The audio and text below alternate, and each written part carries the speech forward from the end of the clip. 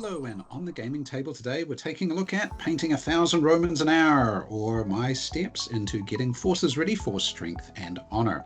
So what I thought I'd do quickly is show you some ways that I painted up these little figures. They're only 2mm, that's why you can paint so many of them so quickly, and then have a look at some of the forces I've put together, and then hopefully soon we'll get a game going. So first, here's how I painted up some Roman legions. So these are 3D printed, and you'll see from another video that I made how I printed these out and the fact that I laminated them to keep them flat, basically.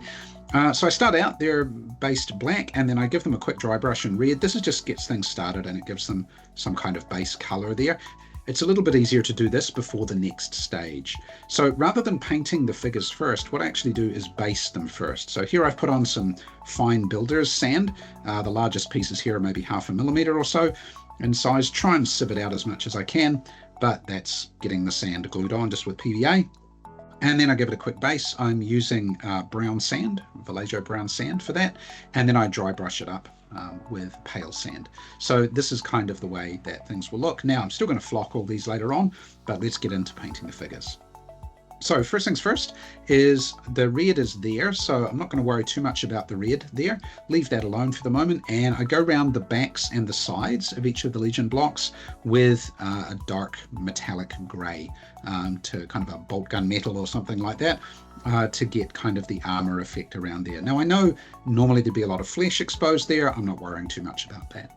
Okay, then after that, go to the front of each block and just red again for the shields. That gives them a nice red shield at the front. And again, I don't worry too much about the details. Next up, I do paint the faces, but only on the front rank. So what I do here is I just take a 00 brush with some flesh color and just kind of drag it along, carefully drag it along the front of each cohort there. And then what that does is it just puts a dab of paint on each. And so at the end, you get something that looks like this. Now, that's going to tone down a little bit when we go on to the next couple of stages.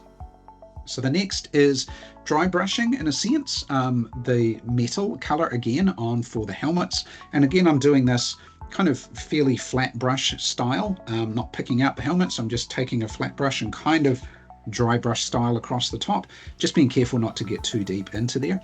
And as you do that, the faces start to disappear a little bit because some parts get covered up with the metal. So this looks kind of appropriate. Okay. After I've done that with the metal, I actually go back with a silver and I do it again. Sometimes I need 2 or 3 coats here to get it to look about right, but it's a quick step, just kind of a flat kind of dry brush style, and with the silver on top, then they start to look quite good. And then after that, it's just basing. I'm using kind of a burnt grass kind of flock, very fine flock, and a little bit of clump foliage on for some bushes and things like that. And there's some stands. All done. Don't take very long. The longest part is actually the basing. Painting the figures themselves doesn't take that long, and kind of a dry brushy kind of technique, or a edge highlighting kind of technique for things like faces and so on. But the bases are the bit that actually takes the longest on these. So what have I put together in terms of forces? Well, this is about half of what I've done. This is more kind of the Roman forces here. So what we've got is we've got some legions. We've got some skirmishers. These are done with skirmish strips on a base. Having done a couple of these, I probably wouldn't do it this way again because it's a bit fiddly. And so I do it a different way. I've got some units of auxilia. And then here's some other skirmishers. Now these ones are probably the way I'll do skirmishers in the future. So I'll have the base, which is just as a base, and then I'll have the strips separate, and one can be replaced by the other as needed. This particular STL file for the printing, I didn't like so much because all the figures that you can see are kind of individualized rather than in blocks. I much prefer painting in the blocks. So I probably won't use this STL file very much in the future. And then here we've got some formed cavalry. So done those ones up. It was pretty much a kind of a dark brown dry brush to get started, and then picking out individual horses with some grays or tans or things like that. And then again, quick face helmet done. It doesn't take very long at all. Okay, and the other half of the forces I have is kind of more of a warbands force. Here we've got some kind of barbarian style cavalry here. You'll notice here I'm using bronze for helmets on some occasions as well. I've got some light horse that can also break out into skirmish strips. We've got lots and lots of warbands. Okay, these are done in a very kind of hodgepodge, splotchy kind of style for most of the top area of the base there, and then kind of do the faces, the shields, the helmets done, right? Pretty quick. Again, another STL where things are a little bit individualized. These are meant to be spearmen of a sort. I wasn't really sure what to do with these, so I kind of just splodged in some brown, picked out some faces in the front rank, kind of dry brushed bronze for the spear tips, and then painted the shields a little bit. Done very, very quick. I don't think, again, I'd use this STL file very much in the future because I don't like painting these kind of individual figures like this. And I've got some baggage here as well, which I can use as some sort of camp. Okay, so that's a pretty good set of forces. I think be good to get a game with these going soon. I also have a little bit of a kind of a village here, or a camp, a non-Roman style camp. Wasn't sure what to do with this one. It didn't really come with a wall, so I just put clump foliage around it like that. It kind of has the basic effect. It'll do the job on the table.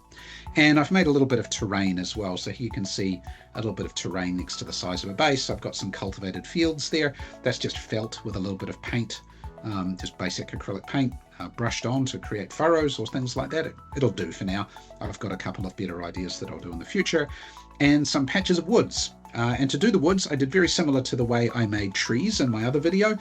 Here I just used a flat piece of green scour pad, cut it into a basic shape, gave it a quick paint of brown to just in case any areas get exposed on the top, and then PVA clump foliage and a little bit of PVA to seal it again as well. Okay, so that was pretty quick, and I'll be looking forward to getting all of these on the table soon to play with them. But there you go, painting 1,000 Romans an hour. It's been quite a bit of fun getting these forces together, but now it's time for some games. But that's all for today. So thanks for watching, and we'll see you again real soon.